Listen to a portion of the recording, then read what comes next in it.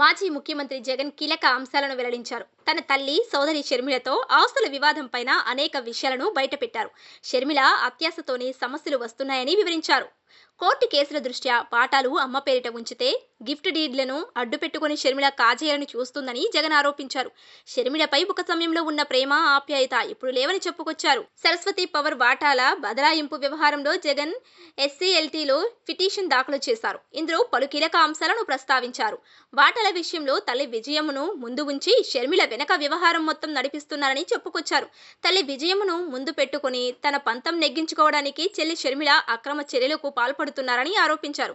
వాటాల వివాదంతో తల్లి విజయమ్మ ఆవేదనను అర్థం చేసుకోగలమని జగన్ పేర్కొన్నారు.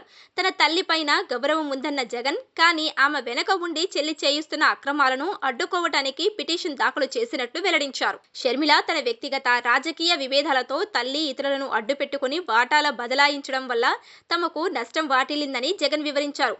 హైకోర్టు కేసు పెండింగ్ లో ఉన్నందున చెల్లితో పరిస్థితులు చేయి దాటిపోకుండా తనతో పాటుగా భారతీ అమ్మ ద్వారా ప్రయత్నాలు చేశామని, కానీ అవి ఫలించలేదని చెప్పుకొచ్చారు. షర్మిల ఏ కంపెనీలోనూ పెట్టుబడి పెట్టలేదని, నిర్వహణలో భాగస్వామి కాలేదని వివరించారు. కంపెనీలపైన నమోదైన కేసులను ఆమె ఎదుర్కోలేదన్న జగన్, ఆయన తల్లిని బలిపశువును చేసి మా వాటాలు లాక్కోవడానికి ప్రయత్నిస్తుందని అఫిడవిట్లో పేర్కొన్నారు. కంపెనీ చట్టంలోని సెక్షన్ 59 కింద రిజిస్టర్లో పేర్లు మార్చినప్పుడు సరైన కారణం ఉంటే జోక్యం చేసుకునే పరిధి ట్రైబ్యునల్కు ఉంటుందని పిటిషన్లో స్పష్టం చేశారు.